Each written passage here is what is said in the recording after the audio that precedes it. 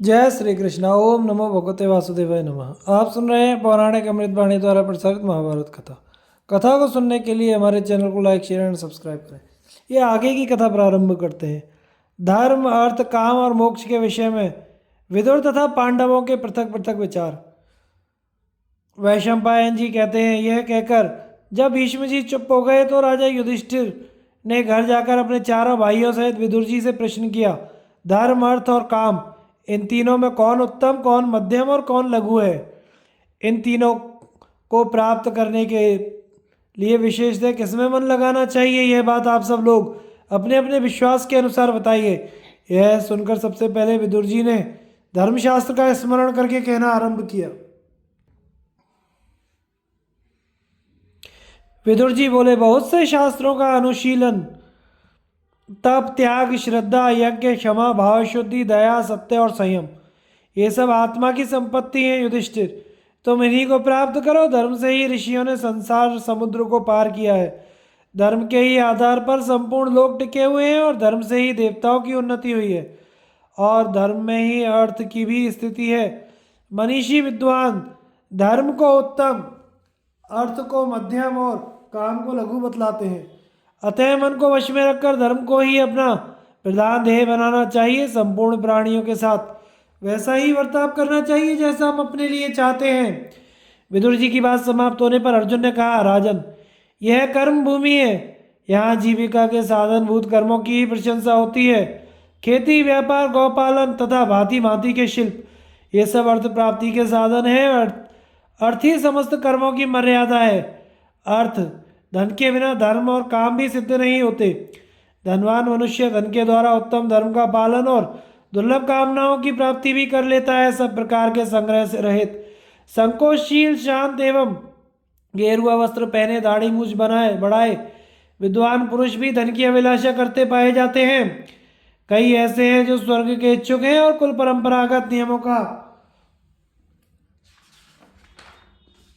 पालन करते हुए अपने अपने वर्ण तथा आश्रम के धर्मों का अनुष्ठान कर रहे हैं, फिर भी उन्हें धन की चाह बनी हुई है। धनवान वही है जो अपने भृत्यों को उत्तम भोग और शत्रुओं को दंड देकर उन्हें वश में रखता है। महाराज, मेरा तो यही मत है कि अब आप नकुल और सहदेव की बातें सुने। ये दोनों भी कुछ कहने को उत्कंठित हैं। तदनंतर धर्म और अर्थ के ज्ञाता माद्री कुमार नकुल और सहदेव कहने लगे, राजन, मनुष्य को बैठते, सोते, उठते, चलते फिरते समय भी छोटे बड़े हर तरह के उपायों से दृढ़तापूर्वक धन कमाने का उद्योग करना चाहिए। धन दुर्लभ और अत्यंत प्रिय वस्तु है। इसकी प्राप्ति हो जाने पर मनुष्य संसार में अपनी संपूर्ण कामनाएं पूर्ण कर सकता है। धर्मयुक्त अर्थ और अर्थयुक्त धर्म, ये अमृत के समान लाभदायक है। इसलिए हम धर्म और अर्थ दोनों का आदर देते हैं। निर्धन मनुष्य की कामना पूर्ण नहीं हो सकती और धर्महीन मनुष्य को धन भी कैसे मिल सकता है? अतः पहले धर्म का आचरण और फिर धर्म के अनुसार अर्थ का संग्रह करें। इसके बाद कामनाओं का सेवन करना चाहिए। इस प्रकार त्रिवर्ग का संग्रह करने से मनुष्य सफल मनोरथ होता है। यह कहकर नकुल और सहदेव चुप हो गए। तब भीमसेन ने इस तरह कहना आरंभ किया, धर्मराज, जिसके भीतर कामना नहीं है उसे न धन कमाने की इच्छा होती है न धर्म करने की। कामना के बिना तो कोई काम भोग भी नहीं चाहता। इसलिए त्रिवर्ग में काम ही सबसे बढ़कर है। कोई ना कोई कामना रखकर ही ऋषि लोग कठोर तपस्या में संलग्न होते हैं। फल मूल पत्ते चबाकर, वायु पीकर, सावधानी के साथ संयम करते हैं। कामना से ही लोग वेदों का स्वाध्याय करते, श्राद्ध यज्ञ आदि क्रियाओं में प्रवृत्त होते, दान देते, प्रतिग्रह स्वीकार करते हैं। बनिए, किसान, ग्वाले, कारीगर, शिल्प तथा देवता संबंधी कार्य करने वाले लोग भी कामना से ही अपने अपने धंधों में लगते हैं। सारा कार्य ही कामना से व्याप्त है। अतः धर्म अर्थ काम तीनों का एक साथ ही सेवन करना चाहिए। जो इनमें से एक को भी स्वीकार कर लेता है वह अधम है। दो का आश्रय लेने वाला मध्यम है और जो तीनों का के सेवन में संलग्न है वह मनुष्य उत्तम है। यह कहकर भीमसेन चुप हो गए तो युधिष्ठिर बोले, इसमें संदेह नहीं कि आप लोगों ने धर्मशास्त्रों के सिद्धांतों को समझा है और प्रमाणों का भी ज्ञान प्राप्त किया है। मेरे पूछने पर आपने जो जो विचार प्रकट किए वो मैंने सब सुन लिए। अब मेरी बात भी सुनिए। जो ना पाप में लगा हो, ना पुण्य में, ना अर्थोपार्जन में प्रवृत्त हो, ना धर्म या काम के सेवन में, जिसकी दृष्टि में मिट्टी का ढेला और सोना एक समान हो, वह सब प्रकार के दोषों से रहित मनुष्य दुख और सुख देने वाली सिद्धियों से सदा के लिए मुक्त हो जाता है। स्वयंभू भगवान ब्रह्मा जी ने का कहना है कि जिसके मन में आसक्ति है उसकी कभी मुक्ति नहीं होती, किंतु जो धर्म अर्थ और काम इस त्रिवर्ग से रहित है वही दुर्लभ पुरुषार्थ मोक्ष को प्राप्त करता है। इसलिए गूढ़ तत्व का ज्ञान ही संसार का हित करने वाला है। वैशंपायन जी कहते हैं, राजा युधिष्ठिर की कही हुई बात बड़ी उत्तम, युक्ति युक्त और मन में बैठने वाली थी। उसे सुनकर सब राजाओं को बड़ी प्रसन्नता हुई। सबने हर्ष ध्वनि की और उन्हें हाथ जोड़कर प्रणाम किया। फिर वे उनके वचनों की प्रशंसा करने लगे। महामना युधिष्ठिर ने भी उन राजाओं की प्रशंसा की और पुनः गंगानंदन भीष्म जी के पास आकर उनसे धर्म के विषय में प्रश्न किया। मित्र बनाने और ना बनाने योग्य पुरुषों के लक्षण और कृतज्ञ गौतम की कथा। युधिष्ठिर ने पूछा, पितामह, सौम्य स्वभाव के मनुष्य कैसे होते हैं? किनके साथ प्रेम करना उत्तम होता है? भविष्य और वर्तमान में भी कौन से मनुष्य उपकार करने में समर्थ होते हैं, यह सब बताने की कृपा कीजिए। भीष्म जी ने कहा, युधिष्ठिर, किनके साथ संधि करनी चाहिए और किनके साथ नहीं, ये बात मैं तुम्हें ठीक ठीक बता रहा हूँ, ध्यान देकर सुनो। जो लोभी, क्रूर, धर्म त्यागी, कपटी, षट, क्षुद्र, पापी, सब पर संदेह करने वाला, आलसी, दीर्घसूत्री, कुटिल, निंदित, गुरु स्त्री से व्यभिचार करने वाला, संकट के समय साथ छोड़कर चल देने वाला, दुरात्मा, निर्लज, नास्तिक, वेदों की निंदा करने वाला, झूठा, सबके द्वेष का पात्र, चुगलखोर, पापूर्ण विचार रखने वाला, धूर्त, मित्रों की बुराई करने वाला, दूसरों का धन लेने की इच्छा रखने वाला, वे मौके क्रोध करने वाला, चंचल चित्त, अकस्मात बैर बांध लेने वाला, अपना काम बनाने के लिए ही मित्रों से मेल रखने वाला, वास्तव में मित्रों का द्वेषी, मुंह से मित्रता की बातें करके भीतर से शत्रु भाव रखने वाला, टेढ़ी नज़र से देखने वाला, शराबी, द्वेषी, क्रोधी, निर्दयी, दूसरों को कष्ट देने वाला, मित्र द्रोही, प्राणियों की हिंसा करने वाला, कृतज्ञ तथा नीचों, उसके साथ कभी संधि नहीं करनी चाहिए। अब संधि करने योग्य पुरुषों को बता रहा हूँ, सुनो।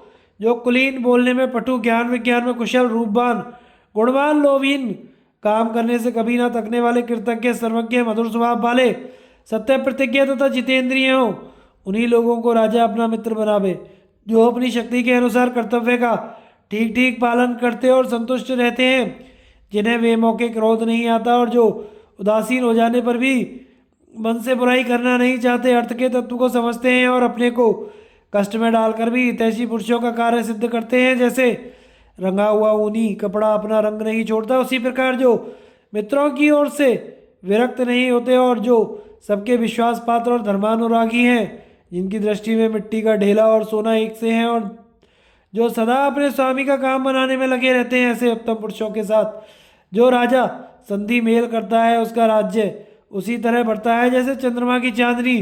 जो सदा शास्त्र का स्वाध्याय करते हैं, क्रोध को काबू में रखते हैं और युद्ध में प्रबल रहते हैं, जिनका उत्तम कुल में जन्म हुआ है और जो शीलवान और उत्तम गुणों से युक्त है, वे श्रेष्ठ पुरुष ही मित्र बनाने के योग्य हैं। जिन्हें मैंने दोषयुक्त बताया है, उनमें से कई तो बहुत ही नीच, कृतज्ञ और मित्र की हत्या कर डालने वाले होते हैं। ऐसे दुराचारियों को सदा अपने से दूरी रखना चाहिए, यही सबका मत है। युधिष्ठिर ने पूछा, पितामह, आपने जिसे मित्र द्रोही और कृतज्ञ कहा है, उसकी पहचान क्या है, यह मुझे बताइए। भीष्म जी ने कहा, इस विषय में तुम्हें एक पुराना इतिहास सुनाता हूँ। यह घटना उत्तर दिशा में मलेक्शिया देशों में घटित हुई थी। मध्य देश का एक ब्राह्मण था जिसने वेद बिल्कुल नहीं पढ़ा था। एक दिन वह कोई संपन्न गांव देखकर उसमें भीख मांगने के लिए गया। उस गांव में एक दस्यु रहता था जो बहुत धनी, ब्राह्मण भक्त, सत्य प्रतिज्ञा और दानी था। ब्राह्मण ने उसी के घर पहुंचकर भिक्षा के लिए याचना की।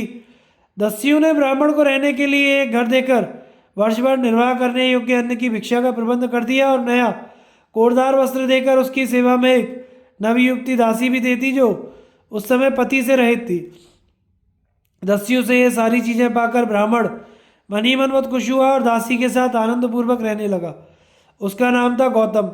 वह भी दस्युओं की तरह प्रतिदिन वन में विचरने वाले हंसों का शिकार करने लगा। हिंसा में बड़ा प्रवीण निकला। दया तो उसे छू भी नहीं गई थी, सदा प्राणियों को मारने की ताक में ही लगा रहता था। डाकुओं के संसर्ग में रहकर वह पूरा डाकू बन गया। इस प्रकार दस्युओं के गांव में सुखपूर्वक रहकर पक्षियों का शिकार करते हुए उसे कई महीने बीत गए। तदनंतर उस गांव में एक दूसरा ब्राह्मण आया जो स्वाध्याय परायण, पवित्र, विनयी, नियम के अनुकूल भोजन करने वाला ब्राह्मण भक्त, वेद का पारंगत विद्वान तथा ब्रह्मचारी था। वह गौतम के ही गांव का रहने वाला हुआ और उसका प्रिय मित्र था। शूद्र का अन्न नहीं खाता था, इसलिए उसे दस्युओं से भरे हुए गांव में ब्राह्मण के घर की तलाश करता हुआ वह सब ओर विचर रहा था। घूमते घूमते गौतम के घर पर जा पहुंचा। इतने में ही गौतम भी वहां आया। दोनों की एक दूसरे से भेंट हुई। ब्राह्मण ने देखा गौतम कंधे पर मरे हुए हंस की लाश है और हाथ में धनुष बाण है। उसका सारा शरीर खून से रंग गया है। देखने में वह राक्षस सा जान पड़ता है और ब्राह्मण तो उससे भ्रष्ट हो चुका है। इस अवस्था में पड़े हुए गौतम को पहचान कर आगंतुक ब्राह्मण को बड़ा संकोच हुआ। उसने उसे धिक्कारते हुए कहा, अरे तू मोहवश यह क्या कर रहा है? ब्राह्मण होकर डाकू कैसे बन गए? जरा अपने पूर्वजों को तो याद कर, उनकी कितनी ख्याति थी। वे कैसे वेदों के पारगामी विद्वान थे और तू उन्हीं के वंश में पैदा होकर ऐसा कुल कलंक निकला। अब भी तो अपने को पहचान। ब्राह्मणोचित सत्वशील, शास्त्र ज्ञान, संयम तथा दया आदि सद्गुणों को याद करके अब यहाँ लुटेरों में रहना छोड़ दे। अपने हितैषी सूर्यदय के इस प्रकार कहने पर गौतम मन ही मन कुछ निश्चय करके आर्त सा होकर बोला, द्विजवर, मैं निर्धन हूँ और वेद का एक अक्षर भी नहीं जानता, इसलिए धन कमाने के लिए इधर आया था। आज आपके दर्शन से मेरा जीवन सफल हो गया। अब रात भर यहाँ रहिए, कल सवेरे हम दोनों साथ ही चलेंगे। ब्राह्मण दयालु था। गौतम के अनुरोध से उसके यहाँ ठहर गया, मगर वहाँ की किसी भी वस्तु को उसने छुआ तक नहीं। यद्यपि वह भूखा था और भोजन करने के लिए उसे प्रार्थना भी की गई, किंतु वह किसी तरह वहाँ का अन्न ग्रहण करना उसने स्वीकार नहीं किया। सवेरे होने पर जब वह श्रेष्ठ ब्राह्मण उस स्थान से चला गया तो गौतम भी घर से निकलकर समुद्र की ओर चल दिया। जाते जाते वह एक दिव्य वन में पहुंचा जो बड़ा ही रमणीय था। वहाँ के सभी वृक्ष फूलों से भरे हुए थे। अपनी शोभा से वह नंदनवन को भी मात कर रहा था। उस वन में यक्ष और किन्नर विचर रहे थे। चारों ओर पक्षियों का कलरव सुनाई पड़ता था। कहीं मनुष्यों के समान मुख वाले भारुंड बोलते थे तो कहीं समुद्र और पर्वतों पर होने वाले भूलिंग आदि पक्षी चहचहा रहे थे। इतने में ही उसकी दृष्टि एक अत्यंत शोभायमान बरगद के विशाल वृक्ष पर पड़ी जो चारों ओर मंडलाकार फैला हुआ था। अपनी बहुत सी सुंदर शाखाओं के कारण वह एक महान छत्र के समान जान पड़ता था। उसकी जड़ चंदन मिश्रित जल से सींची गई थी। उस मनोरम वृक्ष को देखकर गौतम बड़ा प्रसन्न हुआ और उसके निकट जाकर उसकी छाया में बैठा।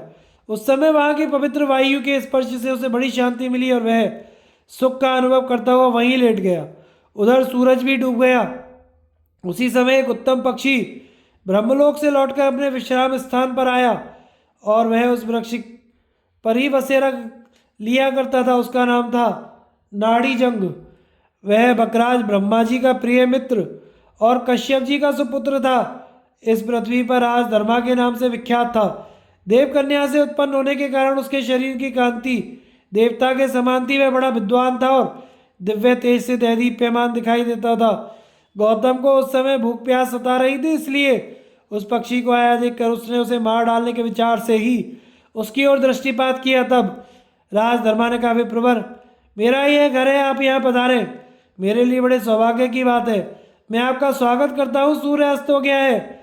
संध्या के समय आप मेरे घर में उत्तम अतिथि के रूप में आए, इसलिए मैं शास्त्रीय विधि के अनुसार आज आपकी पूजा करूँगा। रात में मेरा आतिथ्य स्वीकार करके कल सवेरे यहाँ से जाइएगा। मैं महर्षि कश्यप का पुत्र हूँ। मेरी माता दक्ष प्रजापति की कन्या है और आप जैसे गुणवान अतिथि का मैं स्वागत करता हूँ। यह कहकर राजधर्मा ने गौतम का विधिवत सत्कार किया। शाल के फूलों का दिव्य आसन बनाकर उसे बैठने को दिया। बड़ी बड़ी मछलियाँ लाकर रख दी और उन्हें पकाने के लिए आग प्रज्वलित कर दी। ब्राह्मण जब भोजन करके तृप्त हो गया तो वह तपस्वी पक्षी उसकी थकावट दूर करने के लिए अपने पंखों से हवा करने लगा। विश्राम करने के पश्चात जब वह बैठा तो राजधर्मा ने उससे गोत्र पूछा, किंतु इसके उत्तर में वह कुछ और ना कह सका। वह सिर्फ इतना ही बता सका कि मैं ब्राह्मण हूँ और मेरा नाम गौतम है। तत्पश्चात राजधर्मा ने उसके लिए पत्तों का बिछौना तैयार किया जो दिव्य पुष्पों से भासित था। उसमें से सुगंध फैल रही थी। उस पर गौतम ने बड़े आराम से शयन किया। उस समय वह उस बिछौने पर बैठा। राजधर्मा ने उससे वहां आने का कारण पूछा। गौतम बोला, महाप्राज्ञ, मैं दरिद्र हूं और धन के लिए समुद्र तक जाना चाहता हूँ। राजधर्मा ने प्रसन्न होकर कहा, द्विजवर, अब आप समुद्र तक जाने की चिंता ना कीजिए, यहीं आपका काम हो जाएगा, यहीं से धन लेकर घर जाइएगा। बृहस्पति जी के मत के अनुसार 4 प्रकार से अर्थ की प्राप्ति होती है: वंश, परंपरा से, दैव की अनुकूलता से, काम करने से और मित्र की सहायता से। अब मैं आपका मित्र हो गया हूँ, आपके प्रति मेरे हृदय में पूर्ण सौहार्द है, अतः मैं ऐसा प्रयत्न करूंगा जिससे आपको अर्थ की प्राप्ति हो जाएगी। तदनंतर जब प्रातःकाल हुआ तो राजधर्मा ने ब्राह्मण के सुख का उपाय सोचकर उससे कहा, सौम्य, आप इस मार्ग से जाइए, आपका कार्य सिद्ध हो जाएगा। यहाँ से 3 योजन की दूरी पर मेरे एक मित्र रहते हैं, उनका नाम है विरूपाक्ष। वे राक्षसों के राजा हैं और महान बली हैं। मेरे कहने से आप उन्हीं के पास चले जाइए, निस्संदेह वे आपकी मनोवांछित कामनाएं पूर्ण करेंगे। उसके ऐसा कहने पर गौतम विरूपाक्ष के नगर की ओर चल दिया। अब उसकी थकावट दूर हो चुकी थी। रास्ते में इच्छानुसार अमृत के समान मीठे फल खाता हुआ वह तेजी के साथ आगे बढ़ने लगा और मेरु ब्रज नाम के नगर में पहुंच गया। उस नगर के चारों ओर पर्वतों का किला, पर्वतों की 4 दीवारी थी। उसका दरवाजा भी एक पर्वत ही था। नगर की रक्षा के लिए सब ओर शिला की बड़ी बड़ी चट्टानें और मशीनें थी। राक्षस राज को यह सूचना दी गई कि आपके मित्र ने एक प्रिय अतिथि को आपके पास भेजा है। यह समाचार पाकर उसने सेवकों से कहा, गौतम को नगर द्वार से बुलाकर शीघ्र यहाँ ले आओ। बाज की तरह झपटकर दरवाजे पर आ पहुंचे। नौकर बोले, भाई जल्दी चलो, हमारे राजा तुमसे मिलना चाहते हैं। बुलावा सुनते ही गौतम की थकावट दूर हो गई और वह दौड़ पड़ा। राक्षस राज की महासमृद्धि देखकर उसे बड़ा विस्मय हो रहा था। वह उन सेवकों के साथ शीघ्र ही राजमहल में पहुंचा। वहां विरूपाक्ष ने उसका विधिवत पूजन किया। तत्पश्चात वह एक उत्तम आसन पर विराजमान हुआ तो राक्षस राज ने उसके गोत्र, शाखा और ब्रह्मचर्य अवस्था में किए हुए स्वाध्याय के विषय में प्रश्न किया, मगर वह गोत्र के सिवा कुछ ना बता सका। तब राक्षस ने पूछा, भद्र, तुम्हारा निवास कहाँ है? तुम्हारी स्त्री किस जाति की है? सब ठीक ठीक बताओ, डरो मत। गौतम बोला, मेरा जन्म तो हुआ है मध्य देश में, मगर मैं भीलों के घर में रहता हूँ। मेरी स्त्री भी शूद्र जाति की है और मुझसे पहले दूसरे की पत्नी रह चुकी है। यह बात मैं आपसे सत्य कहता हूँ। यह सुनकर राक्षस राज मनी मन सोचने लगा, अब किस तरह काम करना चाहिए। यह जन्म से ब्राह्मण और महात्मा राजधर्मा का सोहदय है, उन्होंने ही इसे मेरे पास भेजा है, अतः उनका प्रिय कार्य अवश्य करूँगा। आज कार्तिक की पूर्णिमा है। आज के दिन मेरे यहाँ हजारों ब्राह्मण भोजन करेंगे, उनके साथ इसे भी भोजन कराकर धन देना चाहिए। तदनंतर भोजन के समय हजारों विद्वान ब्राह्मण स्नान करके रेशमी वस्त्र धारण किए वहां पहुंचे। राक्षस राज की आज्ञा से सेवकों ने जमीन पर कुशाओं के सुंदर आसन बिछा दिए। जब ब्राह्मण उन पर विराजमान हो गए तो राजा विरूपाक्ष ने तिल, कुश और जल लेकर उनका विधिवत पूजन किया। उसमें विश्व देवों, पितरों और अग्निदेव की भावना करके उसने सबको चंदन लगाया, फूल मालाएं पहनाई। उस समय उत्तम रीति से पूजा संपन्न होने पर उन ब्राह्मणों की बड़ी शोभा हुई। इसके बाद उसने हीरों से जड़ी हुई सोने की थालियों में घी से बने हुए मीठे पकवान परोसकर उनके आगे रख दिए। भोजन के पश्चात ब्राह्मणों के समक्ष रत्नों की ढेरी लगाकर विरूपाक्ष ने कहा, द्विजवरों, आप लोग अपनी इच्छा और शक्ति के अनुसार इन रत्नों को उठा लें। जिसमें आपने भोजन किया है उस स्वर्णमय पात्र को भी अपने अपने घर लेते जाएं। राक्षस राज के ऐसा कहने पर ब्राह्मणों ने इच्छानुसार उन रत्नों को ले लिया। इस प्रकार उत्तम रत्न और वस्त्र द्वारा सत्कार पाकर सभी ब्राह्मण बहुत प्रसन्न हुए। तदनंतर विरूपाक्ष ने नाना देशों से आए हुए उन ब्राह्मणों से कहा, विप्रवरों, आज दिन भर आप लोगों को राक्षसों से कहीं कोई भय नहीं है। मौज करते हुए अपने अपने अभीष्ट स्थान को चले जाइए, विलंब ना कीजिए। यह सुनकर ब्राह्मण लोग चारों दिशाओं की ओर भाग चले। गौतम भी सोने का बोझ लेकर जल्दी जल्दी चलता हुआ बरगद के वृक्ष के पास आया। वह बड़ी कठिनाई से उसका भार ढो रहा था। वहां पहुंचते ही थक कर बैठ गया और भूख से वह और भी क्लांत हो गया। राजधर्मा पक्षी ने अपने पंखों से हवा करके उसकी थकावट दूर की, फिर पूजन करके उसके लिए भोजन का प्रबंध किया। भोजन और विश्राम कर लेने के बाद गौतम ने सोचा, मैंने लोभ तथा मोह के कारण स्वर्ण का यह बड़ा भारी बोझ उठा लिया। अभी दूर जाना है और रास्ते में खाने के लिए मेरे पास कुछ नहीं है। मैं कैसे प्राण धारण करूंगा। यही सोचते हुए उस कृतज्ञ के मन में विचार किया कि है बकों का राजा राजधर्मा, मेरे पास ही तो है, क्यों ना इसी को मारकर साथ ले चलूं और शीघ्रतापूर्वक यहाँ से चल दूं। भीष्म जी कहते हैं उस समय वह पक्षी गौतम पर विश्वास करके उसके पास ही सो रहा था। उधर वह दुष्टात्मा और कृतज्ञ उसे मार डालने की तदबीर सोच रहा था। उसके सामने ही आग जल रही थी। उसमें से एक जलती हुई लाठी लेकर उसने निश्चिंत सोते हुए राजधर्मा को मार डाला। उसे मारकर गौतम को बड़ी प्रसन्नता हुई। उस हत्या के पाप पर उसकी दृष्टि नहीं गई। उसने मरे हुए पक्षी के पंख और बाल नोचकर उसे आग में पकाया और साथ में ले लिया।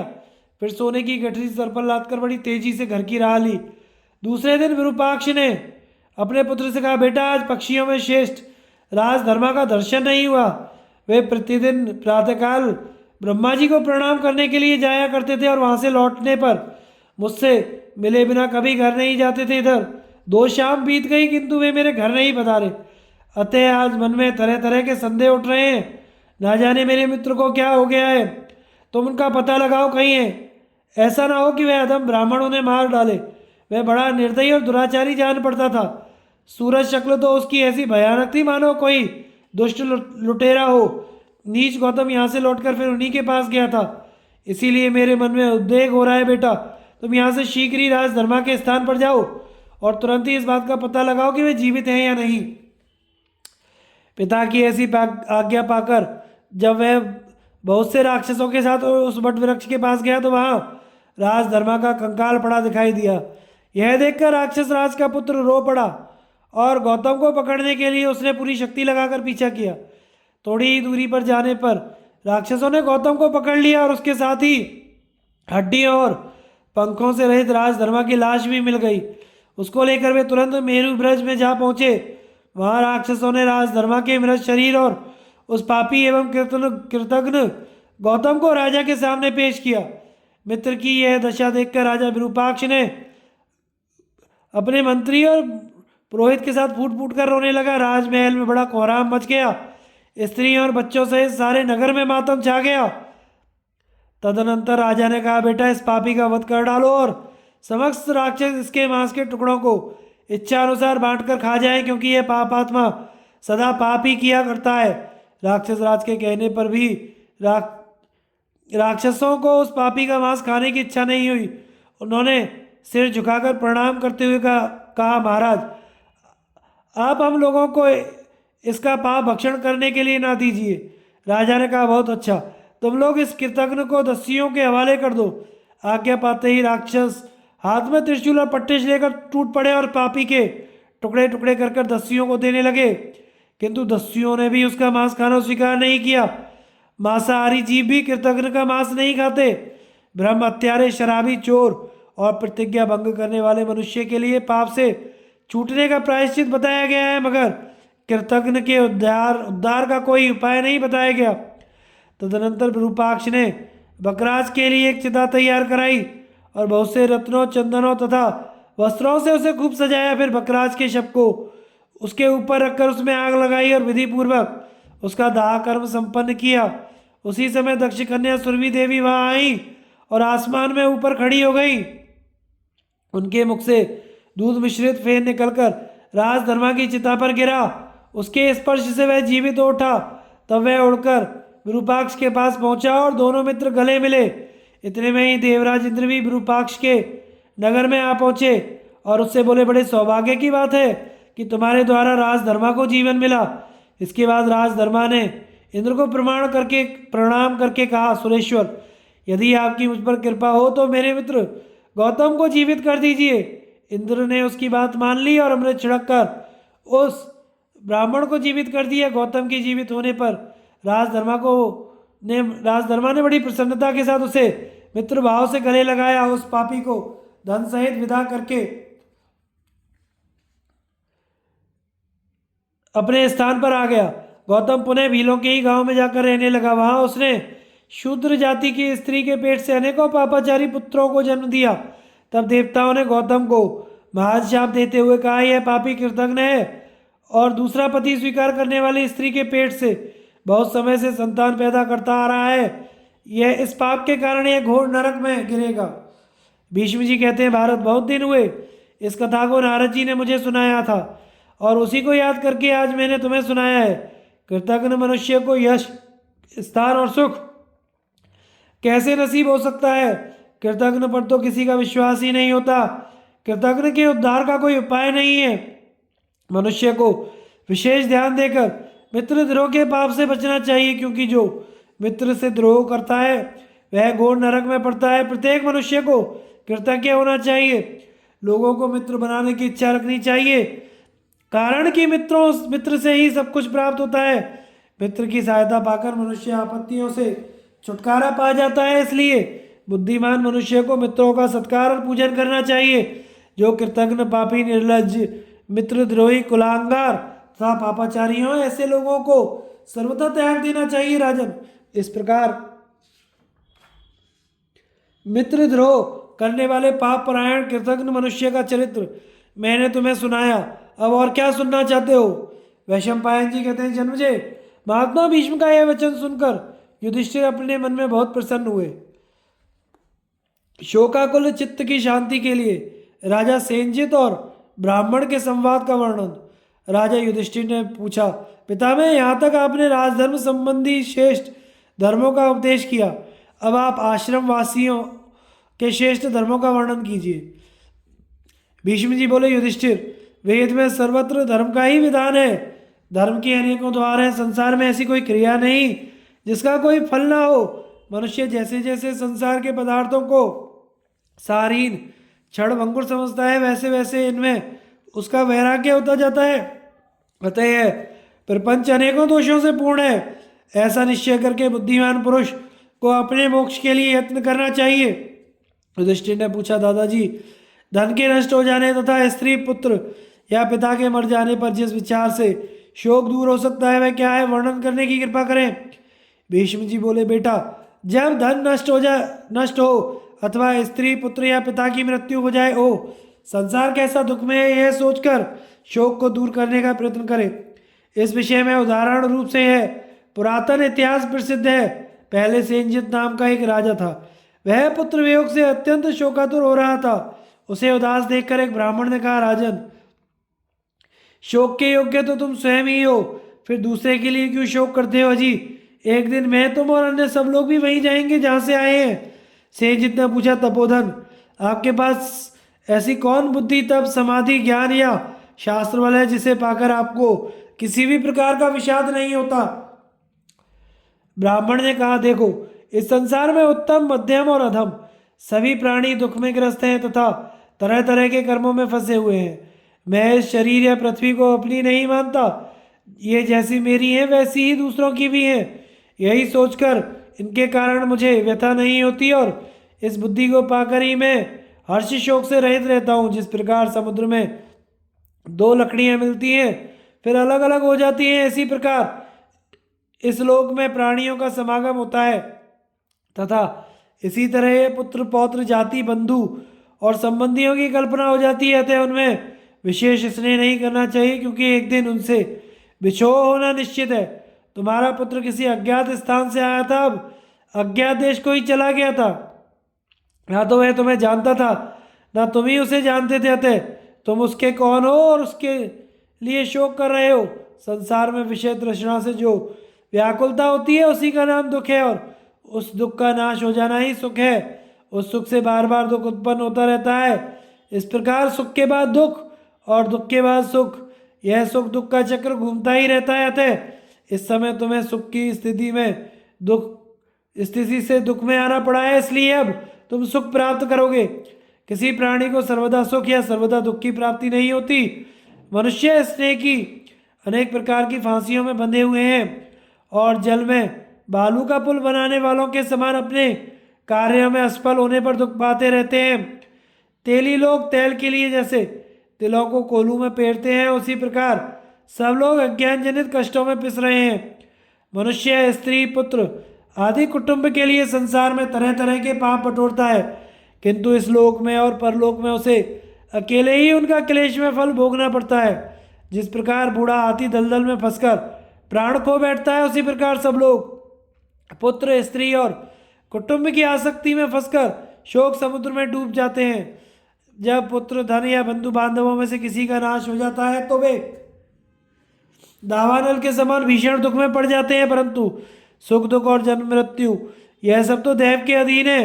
मनुष्य हितैषियों से युक्त हो या ना हो, वह शत्रुओं से घिरा हो या मित्रों से, तब बुद्धिमान हो या बुद्धिहीन, दैव की अनुकूलता होने पर ही सुख पा सकता है। अन्यथा ना तो हितैषी सुख देने में समर्थ है, ना शत्रु दुख देने में। ना बुद्धि धन दे सकती है, ना धन सुख पहुंचा सकता है। वास्तव में संसार की गति को कोई बुद्धिमान ही समझ सकता है, दूसरा कोई नहीं।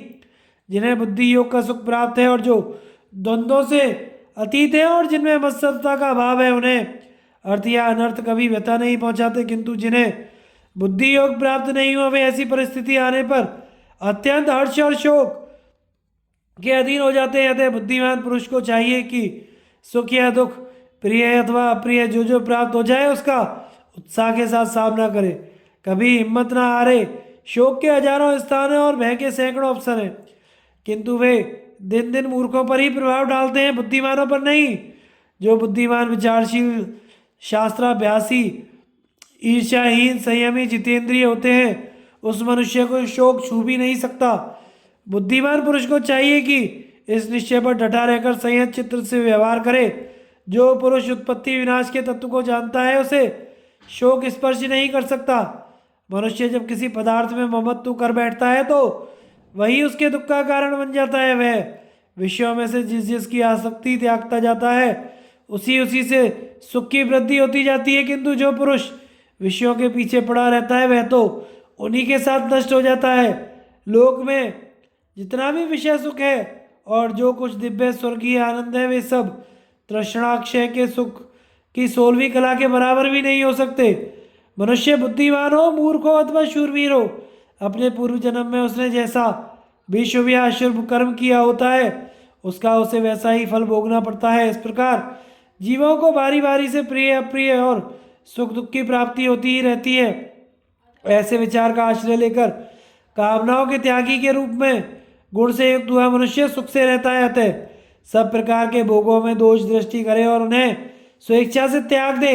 हृदय से उत्पन्न होने वाला यह काम हृदय में ही पुष्ट होकर मृत्यु रूप में परिणत हो जाता है। जब इसकी सिद्धि में कोई बाधा आती है तो विद्वानों द्वारा यही प्राणियों के शरीर के भीतर क्रोध के नाम से पुकारा जाता है। कछुआ जैसे अपने अंगों को समेट लेता है, उसी प्रकार जब यह जीव अपनी सब कामनाओं का संकोच कर देता है तो वे इसे अपने विशुद्ध अंतःकरण में स्वयं प्रकाश आत्मा का साक्षात्कार हो जाता है। जब यह किसी से भय नहीं मानता, इससे भी कोई नहीं डरता, तथा जब यह किसी वस्तु की इच्छा या किसी से द्वेष नहीं करता, तो इसे ब्रह्मत्व की प्राप्ति हो जाती है। जब यह सत्य और असत्य, शोक और आनंद, भय और अभय, प्रिय और अप्रिय दोनों को त्याग देता है तो परम शांत चित्त हो जाता है। जब पुरुष मन, वचन और कर्म से किसी प्राणी के प्रति दूषित भाव नहीं करता, उस समय वह ब्रह्म को प्राप्त कर लेता है। दुष्ट चित्त पुरुषों के लिए जो अत्यंत दुस्तज्य है, मनुष्य के जीर्ण हो जाने पर भी जिसमें शिथिलता नहीं है आती, तथा जो प्राणों के साथ जाने वाले रोग हैं, उस तृष्णा को जो त्याग देता है, वही सुखी हो जाता है। राजन, इस विषय में पिंगला की गाई हुई एक गाथा प्रसिद्ध है, जिससे ज्ञात होता है कि उसने क्लेशपूर्ण स्थिति में पड़कर भी तृष्णा को त्याग देने से शुद्ध सनातन धर्म को पा लिया था। एक बार पिंगला वेश्या बहुत देर तक संकेत स्थान पर बैठी रही, तब भी उसके पास उसका प्रेमी नहीं आया। इससे उसे बड़ा खेद हुआ और उसने शांत होकर ऐसा विचार किया कि मेरे सच्चे प्रियतम सदा ही स्वस्थ रहने वाले हैं। मैं बहुत समय तक उनके साथ रह चुकी हूँ, फिर भी ऐसी उन्मत्त हो गई कि इतने दिनों तक पास रहने पर भी उन्हें पहचान न सकी। भला जिसे उस सच्चे प्रियतम का पता लग जाएगा, वह किसी दूसरे को कैसे पति रूप से स्वीकार करेगी। अब मैं मोह निद्रा से जाग गई हूँ। आज से मैंने सब कामनाओं को तिलांजलि दी। अब भोगों का रूप धारण करके ये नरक रूपी धूर्त मनुष्य मुझे धोखा नहीं दे सकेंगे। दैववश पूर्व पुण्य का उदय होने पर अनर्थ भी अर्थ रूप हो जाता है। इसी से आज निराशा ने मुझे जितेंद्रिय बना दिया। वास्तव में जिसे किसी प्रकार की आशा नहीं, वही सुख की नींद सो सकता है। आशा न रखने में ही सबसे बड़ा आनंद है। देखो, आशा को निराशा में परिणत करके ही आज पिंगला आनंद से सो रही है। भीष्म जी कहते हैं, राजन, ब्राह्मण ने जब ये तथा और भी ऐसी युक्ति युक्त बातें कही तो राजा सेनजित का शोक दूर होकर चित्त ठिकाने आ गया और वह प्रसन्न होकर आनंद से जीवन बिताने लगा। कल्याणकामी के कर्तव्य के विषय में पिता पुत्र का संवाद। राजा युधिष्ठिर ने पूछा, दादाजी, समस्त भूतों का संहार करने वाला यह काल बराबर बीता जा रहा है। ऐसी अवस्था में बताइए क्या करने से मनुष्य का कल्याण हो सकता है। भीष्म जी बोले, युधिष्ठिर, इस विषय में यह पिता और पुत्र संवाद रूप पुरातन इतिहास प्रसिद्ध है, सुनो। किसी स्वाध्यायशील ब्राह्मण का मेधावी नाम से प्रसिद्ध एक बुद्धिमान पुत्र था। वह मोक्ष, धर्म और अर्थ में कुशल तथा लोक स्थिति को जानने वाला था। एक दिन उसने अपने स्वाध्याय परायण पिता से कहा, पिताजी, मनुष्य की आयु बड़ी तेजी से बीती जा रही है। ऐसा जानकर बुद्धिमान मनुष्य को क्या करना चाहिए? आप मुझे यथार्थ धर्म का उपदेश कीजिए जिससे मैं क्रमशः उसका आचरण कर सकूं। पिता ने कहा, बेटा, मनुष्य को चाहिए कि पहले ब्रह्मचर्य व्रत लेकर वेदाध्ययन करे, फिर गृहस्थाश्रम में प्रवेश करके पितरों की सदगति के लिए पुत्र उत्पन्न करे, अगन्य दान पूर्वक यज्ञ आदि करे। इसके बाद वानप्रस्थ आश्रम में रहे और फिर सन्यासी हो जाए। पुत्र बोला, पिताजी, यह लोग तो अत्यंत ताड़ित और सब ओर से घिरा हुआ जान पड़ता है। इसमें अमोघ वस्तुओं का पतन हो रहा है, फिर भी आप निश्चिंत से होकर कैसी बातें कर रहे हैं। पिता ने कहा, बेटा, मुझे डराते क्यों हो? भला यह लोग किससे ताड़ित है? कौन इसे सब ओर से घेरे हुए है और इसमें कौन सी अमोघ वस्तुओं का पतन हो रहा है? पुत्र बोला, देखिए, मृत्यु इसे अत्यंत ताड़ित कर रही है। जरावस्था ने इसे सब ओर से घेर रखा है और दिन रात इसमें नित्य पतित होते आते जाते रहते हैं। यह बात आपके ध्यान में कैसे नहीं आती? अमोघ रात्रियां नित्य ही आती हैं और चली जाती हैं। यह भी मैं अच्छी तरह जानता हूँ कि मौत मेरे कहने से क्षण भर नहीं रुकेगी। यह सब जानकर भी मैं अपने कल्याण साधन में किस प्रकार ढील डाल सकता हूँ? जबकि प्रत्येक रात्रि के बीतने के साथ आयु क्षीण हो रही है, तो समझदार मनुष्य को यही समझना चाहिए कि उसका दिन व्यर्थ ही गया। ऐसी स्थिति में छिछले जल में रहने वाली मछली के समान कौन सुख मान सकता है? मनुष्य की कामनाएं पूर्ण होने भी नहीं पाती कि मृत्यु से दबोच लेती है। इसलिए जो काम कल्याणकारक हो उसे आज ही कर डालो, समय को हाथ से मत निकलने दो, क्योंकि मृत्यु तो काम पूरे ना होने पर भी प्राणियों को खींच ही ले जाएगी। जो काम कल करना हो उसे आज करो और जो दोपहर के बाद करना हो उसे पहले ही पूरा कर लो, क्योंकि मौत यह नहीं देखती कि इसका काम अभी पूरा हुआ है या नहीं। यह कौन जानता है कि आज किसकी मृत्यु हो जाएगी? अतः युवावस्था में मनुष्य को धर्म का आचरण करना चाहिए, क्योंकि जीवन का कोई ठिकाना नहीं है। धर्माचरण करने से मनुष्य का यश होता है और उसे इहलोक और परलोक में सुख मिलता है। जो मनुष्य मोह में डूबा रहता है वही पुत्र और स्त्री की खटपट में लगा रहता है और कार्य कुछ भी करके उनका पोषण करता है। उसके पास पुत्र और पशुओं की अधिकता होती है और उन्हीं में उसका चित्त आसक्त रहता है। वह निरंतर भोगों के संग्रह में लगा रहता है, फिर भी उनसे उसकी तृप्ति नहीं होती। किंतु ऐसी स्थिति में ही मौत उसे इस प्रकार उठा ले जाती है जैसे व्याघ्री अपने सोते हुए शिकार को। वह सोचता है कि यह काम तो पूरा हो गया, यह भी करना है, यह अधूरा पड़ा है, किंतु इस धुन में वस्तु है उस पुरुष को बहुत झट से अपने वश में कर लेती है। मनुष्य अपने खेत, दुकान और घर के ही चक्कर में पड़ा रहता है। उनके लिए तरह तरह के कर्म करता है, परंतु उनका फल मिलने भी नहीं पाता कि मौत उसे उठाकर ले जाती है।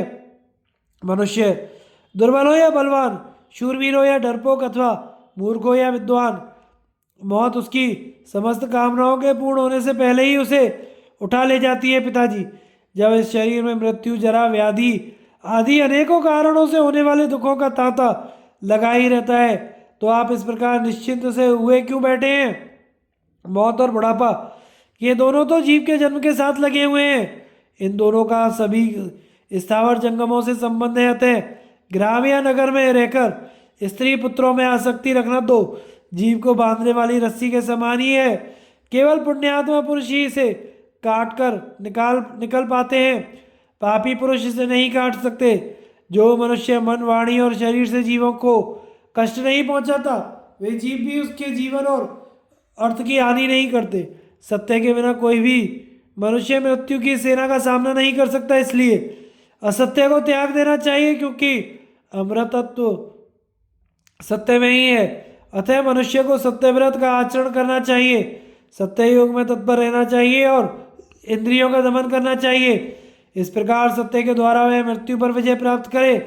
अमृत और मृत्यु ये दोनों इस शरीर में ही विद्यमान है।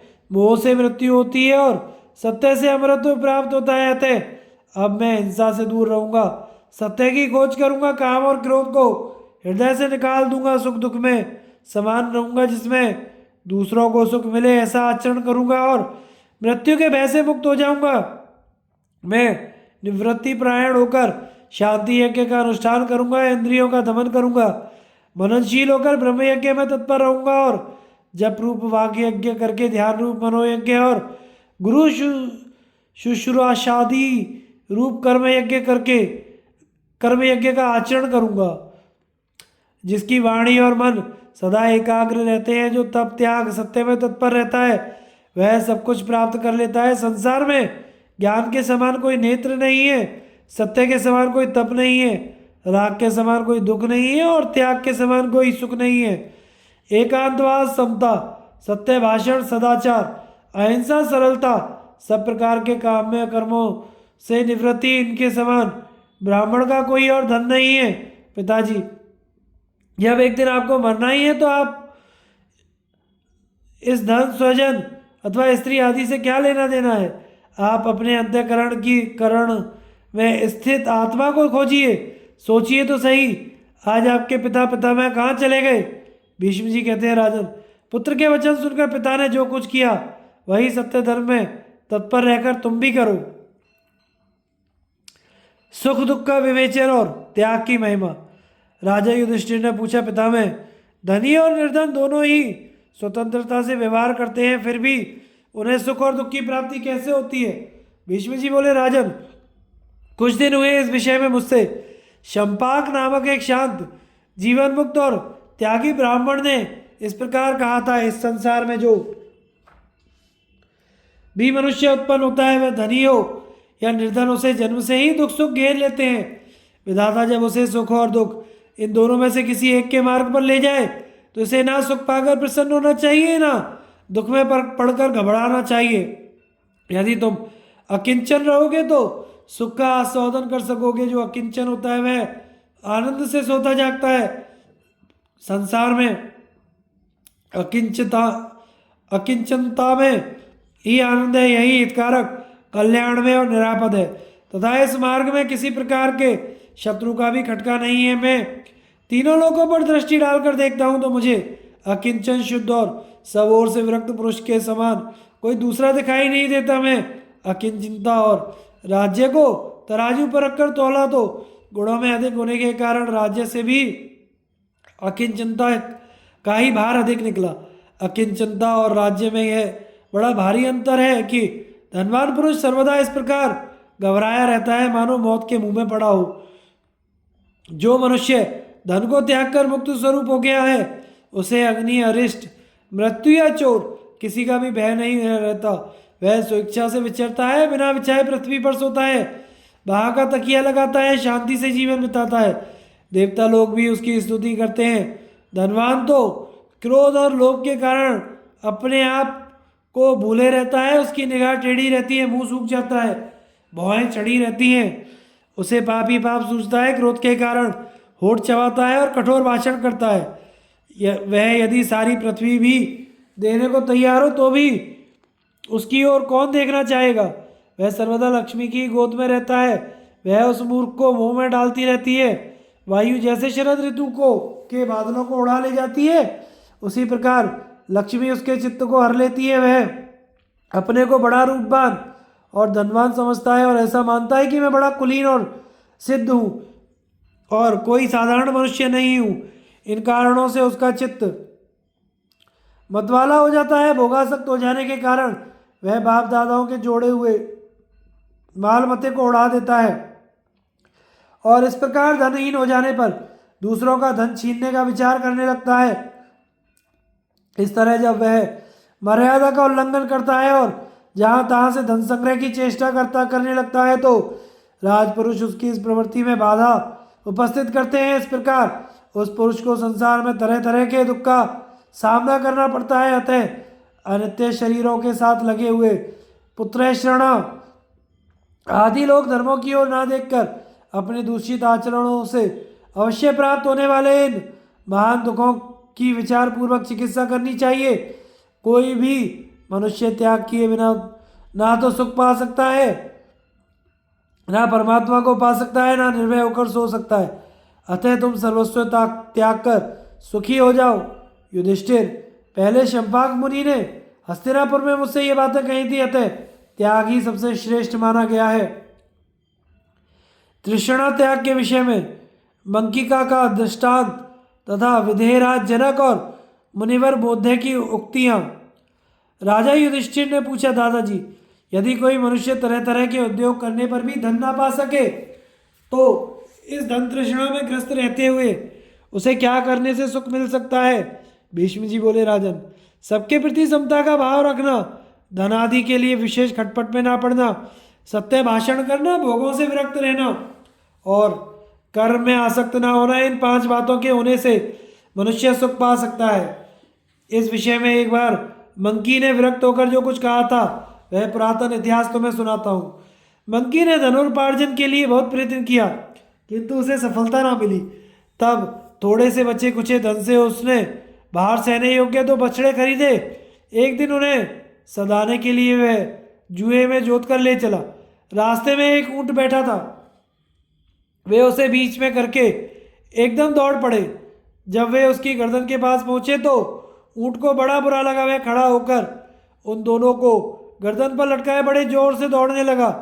इस प्रकार उस उन्मत्त ऊंट के द्वारा अपहरण किए जाते हुए बछड़ों को मरते देख मंकी कहने लगा, मनुष्य कैसा ही चतुर हो किंतु उसमें भाग्य ही नहीं होता तो प्रयत्न करने पर भी उसे धन नहीं मिल सकता। पहले अनेकों असफलताओं का सामना करने पर भी मैं धनोपार्जन की चेष्टा में ही लगा था। सो देखो, विधाता ने इन बछड़ों के बहाने ही मेरे सारे प्रयत्नों को मिट्टी में मिला दिया। इस समय काकतालीय न्याय से यह ऊंट मेरे बछड़ों को लटकाए इधर उधर दौड़ रहा है। मेरे दोनों प्यारे बछड़े ऊंट की गर्दन में मणियों के समान लटके हुए हैं। यह एकमात्र देव की ही लीला है। यदि कभी कोई पुरुषार्थ सफल होता दिखाई देता है तो खोजने पर वह देव का ही किया जान पड़ता है। अतः जिसे सुख की इच्छा हो उसे वैराग्य का आश्रय लेना चाहिए। जो पुरुष धनोपार्जन की चिंता छोड़कर उपरत हो जाता है वह सुख की नींद सोता है। अतः आह, सुखदेव मुनि ने क्या ही अच्छा कहा है। जो मनुष्य अपनी समस्त कामनाओं को पा लेता है और जो उनका सर्वथा त्याग कर देता है, उन दोनों में कामनाओं को पाने वाले की अपेक्षा त्यागने वाला ही श्रेष्ठ है।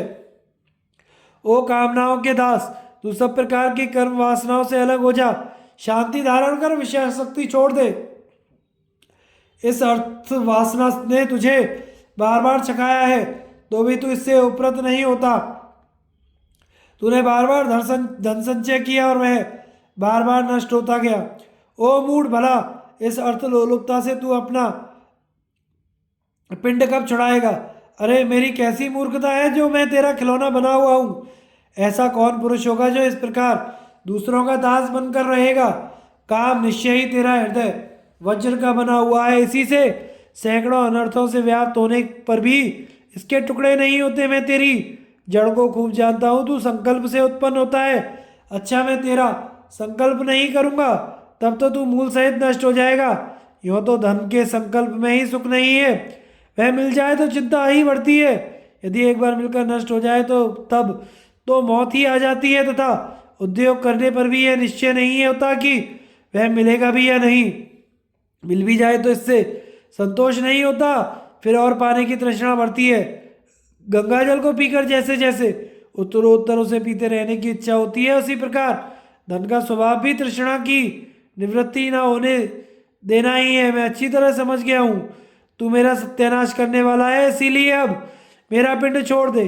जिस प्राण ने मेरे इस भूत समष्टि रूप शरीर में बसेरा किया है वह भी स्वेच्छा से इसमें रहे अथवा चला जाए।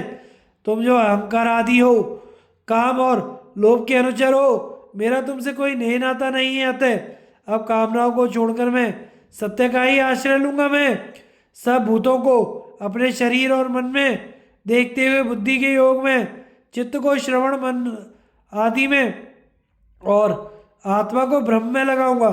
इस प्रकार सब प्रकार की आसक्ति छोड़कर आनंद से सर्वत्र विचरूंगा, जिससे कि फिर तू मुझे दुखों में ना पटक सके। काम, तृष्णा, शोक और परिश्रम, इनकी उत्पत्ति स्थान तू ही है। मैं तो समझता हूँ धन का नाश होने पर जो दुख होता है वही सबसे बढ़कर है। धन में जो थोड़ा सा सुख का अंश देखा जाता है वह भी दुख के लिए ही है। जिस पुरुष के पास धन होने का संदेह होता है उसे लुटेरे मार डालते हैं अथवा उसे नित्य प्रति तरह तरह की पीड़ाएं देकर तंग करते रहते हैं। यह बात तो मैं बहुत दिनों से जानता था कि अर्थलोलुपता दुख रूप है। काम, तेरा पेट भरना बड़ा कठिन काम है। तू पाताल के समान दुष्पूर है। तू मुझे दुखों में फंसाना चाहता है, किंतु अब तू मुझ पर अधिकार नहीं जमा सकता। दैववश धन का नाश होने से आज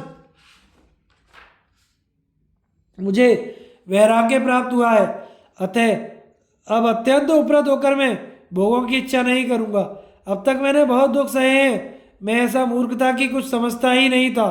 इस समय धन का नाश होने से मेरी सब खटपट मिट गई। अब मैं मौत से सोऊंगा। काम, मैं मन की सारी चेष्टाओं को छोड़कर तुझे दूर कर दूंगा। अब तू मेरे पास नहीं रह सकेगा। जो लोग मेरा तिरस्कार करेंगे उन्हें मैं क्षमा करूंगा।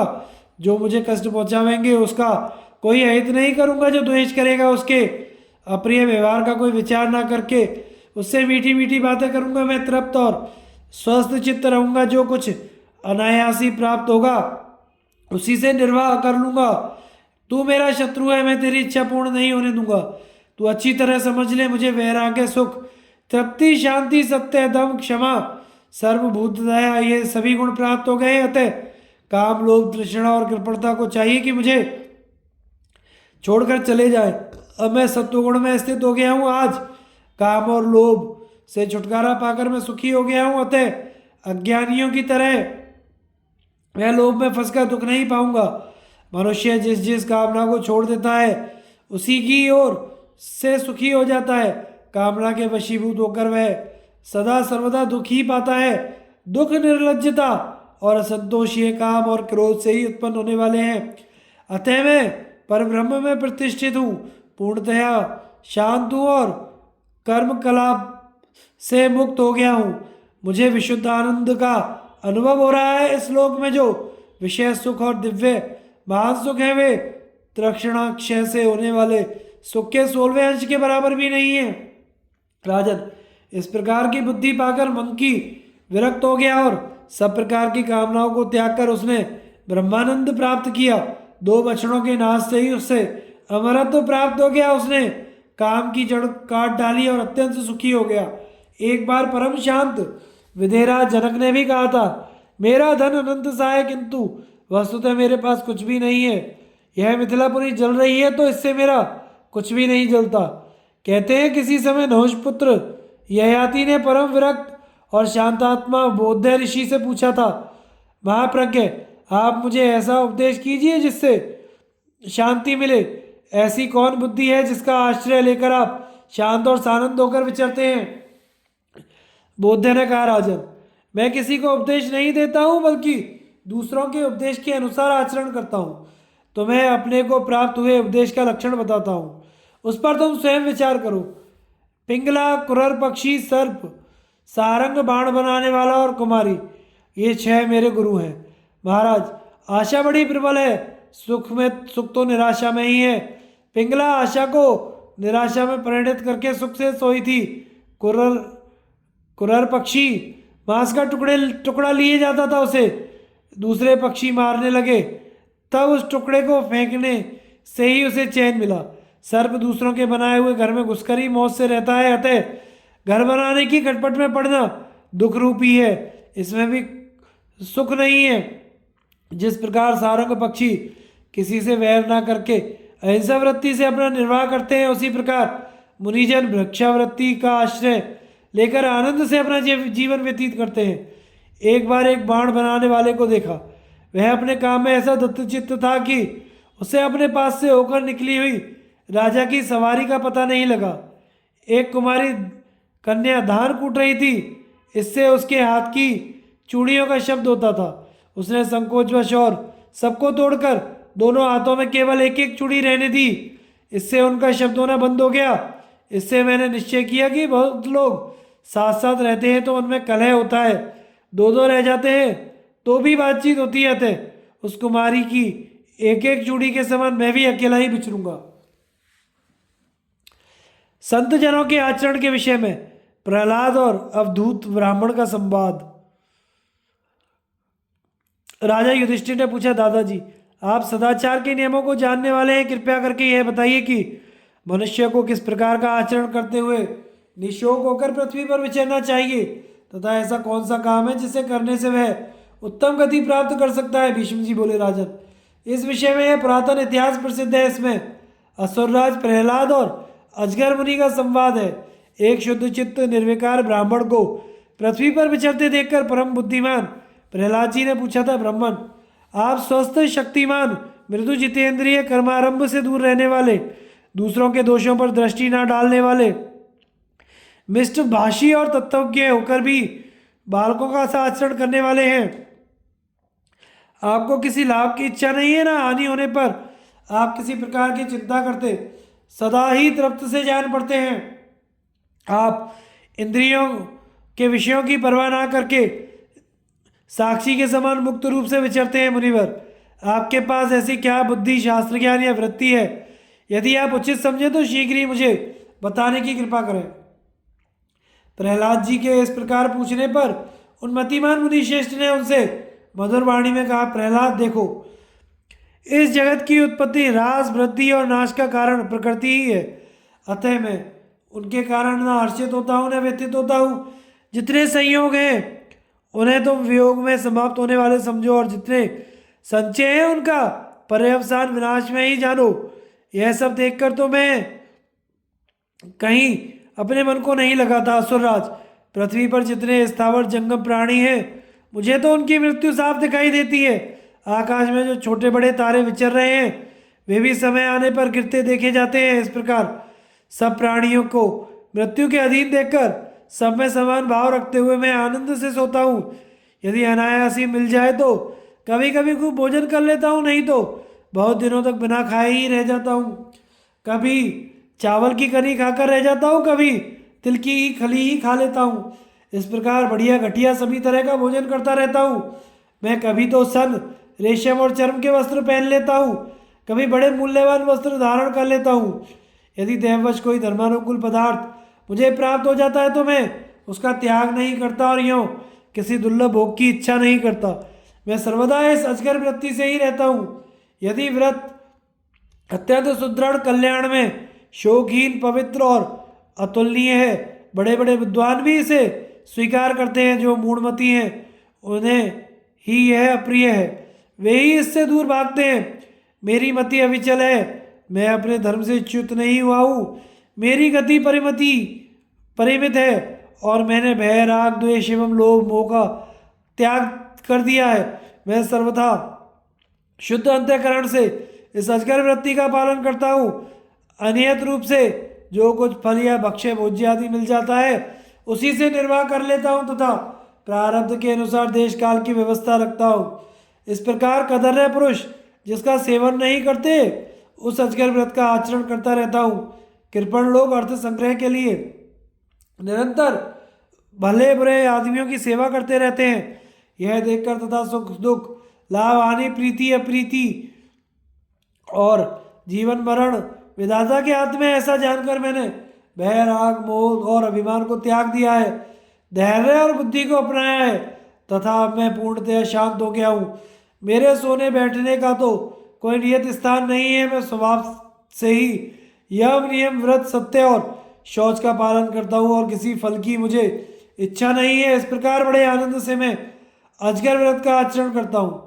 मन, वाणी और बुद्धि की उपेक्षा करके इनको प्रिय लगने वाले विषय, सुखों की दुर्लभता और अनित्यता को उपलक्षित सा कराता हुआ अजगर व्रत का पालन करता हूँ। मूर्ख लोग इसे इस अति दुष्कर तप को ठीक ठीक नहीं समझ सकते, परंतु मैं तो इसे सर्वथा निर्दोष और अविनाशी समझता हूँ तथा सब प्रकार के दोष और तृष्णाओं को नष्ट करके मनुष्यों में विचरता रहता हूँ। भीष्म जी कहते हैं, राजन, जो महापुरुष राग, भय, लोभ, मोह और क्रोध को त्याग कर इस अजगर व्रत का पालन करता है, वह इस लोक में आनंद से विचरता है। मनुष्य को सद्बुद्धि का आश्रय लेना चाहिए। इस विषय में काश्यप ब्राह्मण और इंद्र का संवाद। युधिष्ठिर ने पूछा, पितामह, कृपा करके यह बताइए कि मनुष्य को बंधुजन, कर्म, धन और बुद्धि, इनमें से किसका आश्रय लेना चाहिए? भीष्म जी बोले, राजन, प्राणियों का प्रधान आश्रय उनकी बुद्धि है। बुद्धि ही उनका सबसे बड़ा लाभ है और संसार में बुद्धि ही उसका कल्याण करने वाली है। राजा बलि, प्रहलाद, नमुची और मंकी ने भी बुद्धि बल से ही अपना अपना अर्थ सिद्ध किया था। संसार में बुद्धि से बढ़कर और क्या है? इस विषय में इंद्र और काश्यप ब्राह्मण का संवाद रूप एक प्राचीन इतिहास प्रसिद्ध है। कहते हैं, पूर्व काल में काश्यप नाम का एक बड़ा संयमी और तपस्वी ऋषि पुत्र था। उसे धन के मद में चूर किसी वैश्य ने अपने रथ के धक्के से गिरा दिया। गिरने से वह बहुत दुखी हुआ और क्रोधवश आपे से बाहर होकर कहने लगा, दुनिया में निर्धन मनुष्य का जीवन व्यर्थ है, इसलिए अब मैं आत्मघात कर लूंगा।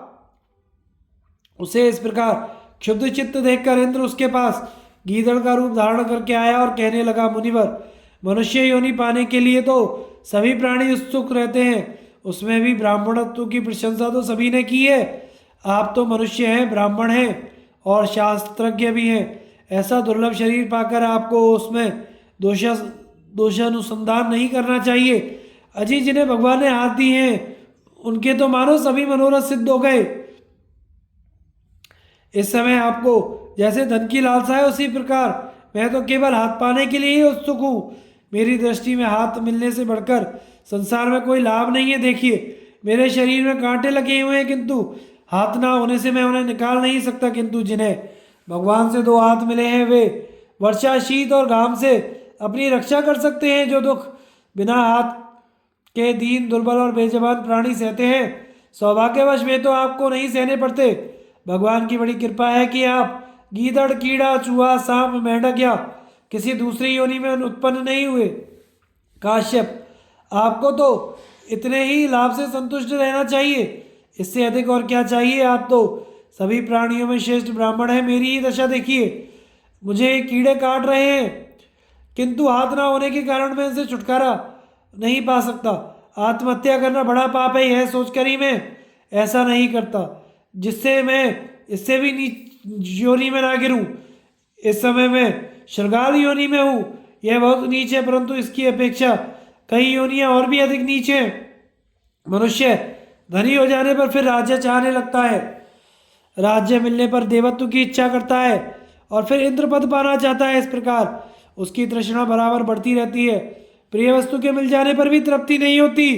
तृष्णा की आग पानी से नहीं बुझती, बल्कि ईंधन से अग्नि के समान वह और भी प्रज्वलित हो जाती है।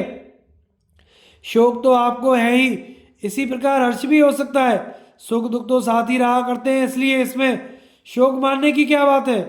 बुद्धि और इंद्रियां ही समस्त कामना और कर्मों का मूल है। उन्हें पिंजड़े में बंद पक्षियों की तरह अपने काबू में रखना चाहिए। देखिए, माया का चक्र तो ऐसा है कि भंगी और चांडाल भी अपनी योनि में प्रसिद्ध रहते हैं। वे भी अपना शरीर नहीं छोड़ना चाहते। यही नहीं, आप लंगड़े, लूले और पक्षाघातादि रोगों से पीड़ित मनुष्यों को देखिए, वे भी अपनी योनि में मस्त रहते हैं। फिर आप तो ब्राह्मण हैं, आपका शरीर निरोग और पूर्णांग है तथा लोक में आपको कोई भी बुरा नहीं कहता। यदि आपको जातिच्युत करने वाला कोई सच्चा कलंक भी लगा हो तो भी प्राण त्याग का विचार नहीं करना चाहिए। आप धर्म पालन के लिए तैयार हो जाइए। यदि आप मेरी बात सुनेंगे और उस पर विश्वास करेंगे तो आपको वेदोक्त कर्म का ही वास्तविक फल मिल जाएगा। आप सावधानी से स्वाध्याय और अग्निहोत्र कीजिए, सत्य बोलिए, इंद्रियों को वश में रखिए, दान दीजिए और किसी से भी स्पर्धा मत कीजिए। जो ब्राह्मण स्वाध्याय में लगे रहते हैं और याग आदि अनुष्ठान करते हैं, वे किसी प्रकार की चिंता क्यों करेंगे और कोई बुरी बात भी क्यों सोचेंगे। अपने पूर्व जन्म में मैं एक पंडित था और कुतर्क करके वेद की निंदा किया करता था। उस समय थोथी तर्क विद्या पर ही मेरा विशेष प्रेम था। मैं सभाओं में तरह तरह के कुतर्क करता था और जो ब्राह्मण वेदों के विचार में लगे रहते थे उन्हें भला बुरा कहकर बढ़ चढ़कर बातें बनाया करता था। वेदों में मेरी आस्था नहीं थी, उनकी हर एक बात पर मैं शंका करता था। मूर्ख होने पर अभी अपने को बड़ा पंडित मानता था विप्रवर। यह श्रृगाल योनि मेरे उस कुकर्म का ही परिणाम है। अब मैं रात दिन कोई ऐसा साधन करना चाहता हूँ जिससे फिर मनुष्य योनि प्राप्त कर सकूं। उस योनि में मैं फिर संतुष्ट और सावधान रहूं। यज्ञ दान और तप में मेरा अनुराग हो, जानने योग्य वस्तु को जान सकूं, त्याज्य को त्याग सकूं। तब काश्यप मुनि ने आश्चर्यचकित होकर कहा, हो तुम तो बड़े कुशल और बुद्धिमान हो। ऐसा कहकर ज्ञान दृष्टि से देखा तो उसे मालूम हुआ कि यह तो शचीपति इंद्र है। यह जानकर उसने उनकी पूजा की और उनकी आज्ञा पाकर अपने घर को लौट आया।